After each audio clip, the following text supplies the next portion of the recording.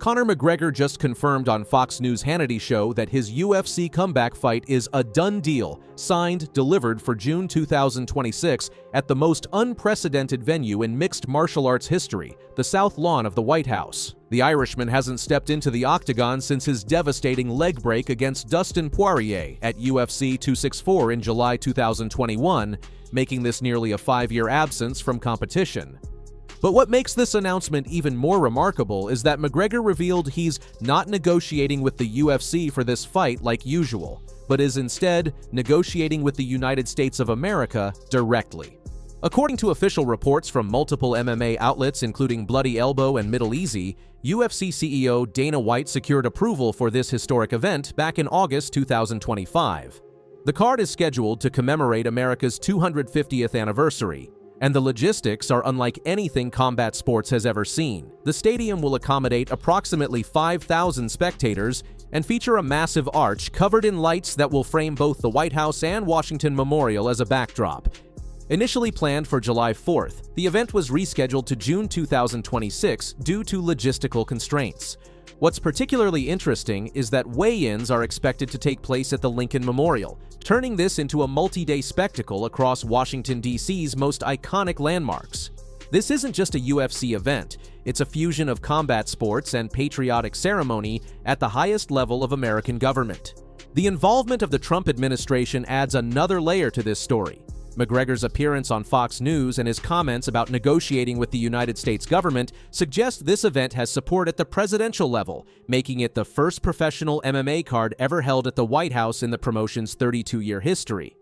During his Fox and Friends appearance, McGregor definitively stated he will face Michael Chandler at the White House event. This matchup has been building since the two coaches faced off on season 31 of The Ultimate Fighter back in 2023, and fans have been demanding this fight ever since that season wrapped. Chandler's current record stands at 23 wins and 8 losses, with his most recent performance coming at UFC 309 where he faced Charles Oliveira. The 38-year-old former Bellator lightweight champion has been waiting for this McGregor fight, repeatedly turning down other opponents to secure what he believes will be the biggest payday of his career. Chandler's explosive wrestling combined with knockout power in both hands makes him a legitimate threat to McGregor's striking-based game. What makes this matchup compelling from a technical standpoint is the stylistic contrast. McGregor built his legacy on precision counter-striking and distance management, particularly his left hand that has produced some of the most iconic knockouts in UFC history. Jose Aldo in 13 seconds, Eddie Alvarez to capture the lightweight title. Chandler, meanwhile, brings relentless forward pressure, scrambling ability, and the kind of durability that saw him survive and recover from brutal exchanges against fighters like Justin Gaethje and Oliveira. The question circling this announcement is simple. Can McGregor, approaching 38 years old himself and coming off that catastrophic leg injury, still compete at the elite level against a fighter who's been active and evolving his game? McGregor's last octagon appearance ended in disaster at UFC 264. He was losing the first round to Poirier on all 3 judges' scorecards when he stepped back awkwardly and suffered a complete fracture of his left tibia and fibula.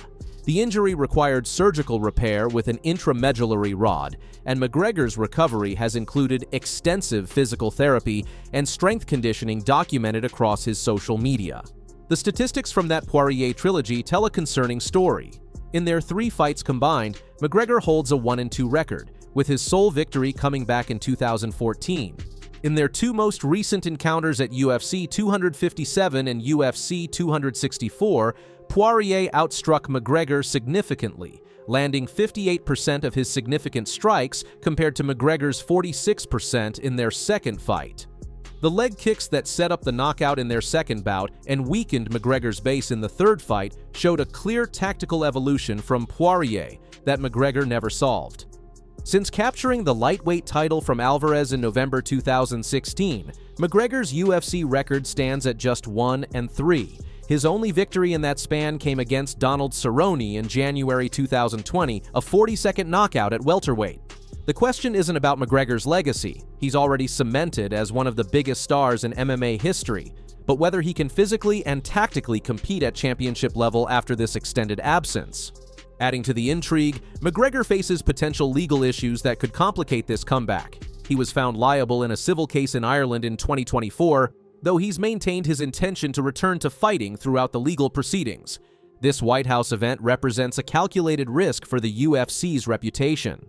On one hand, it's an unprecedented platform that will generate massive mainstream media coverage and potentially attract casual viewers who've never watched MMA. On the other, holding a combat sports event at the White House during a politically divisive era could alienate portions of the UFC's fanbase. Dana White's relationship with President Trump is well documented. White spoke at Trump's campaign rallies and has maintained that friendship publicly for years. This White House fight appears to be a direct result of that personal connection, with governmental resources being allocated to accommodate a private sporting event on federal property. From a business perspective, the numbers could be astronomical.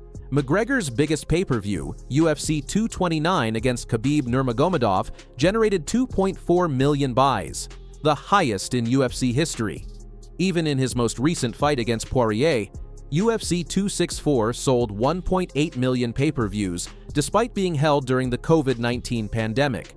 The novelty of the White House setting, combined with McGregor's star power and the July 4th weekend proximity, could push this event into record territory. However, the UFC also needs to manage expectations around McGregor's performance. If he returns after 5 years and gets dominated or injured again, it could damage both his marketability and the promotion's credibility.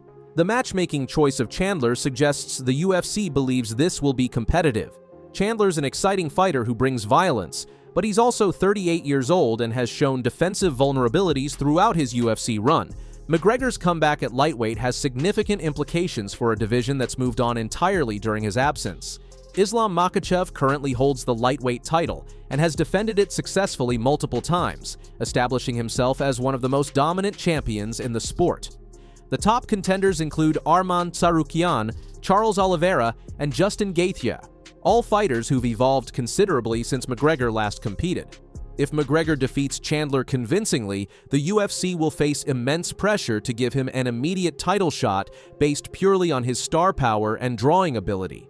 From a sporting merit perspective, this would be controversial. A fighter who's 1-3 in his last 4 fights and hasn't won at lightweight since 2016 typically wouldn't be near title contention. But McGregor has never operated under typical circumstances. The reality is that a McGregor versus Makhachev title fight would generate more revenue than any other lightweight matchup the UFC could make, regardless of rankings or recent performances. Dana White confirmed in previous press conferences that Conor McGregor can fight for a title whenever he wants to come back, a statement that reveals how the promotion views his commercial value. For the division's elite contenders who've been grinding through the rankings, a McGregor title shot leap would be frustrating but not surprising. The UFC has always balanced sporting meritocracy against entertainment value and financial reality, and McGregor represents the ultimate test of that balance. Conor McGregor's announcement of his June 2026 UFC comeback at the White House represents the convergence of combat sports, politics, and entertainment spectacle on an unprecedented scale.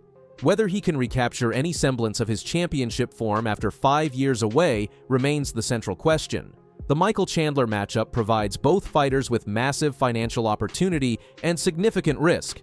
This could be a fight of the night thriller or a harsh reminder that time remains undefeated in combat sports. What's certain is that the MMA world will be watching when the octagon is erected on the South Lawn, and McGregor steps back into competition at one of the most unique venues in sporting history.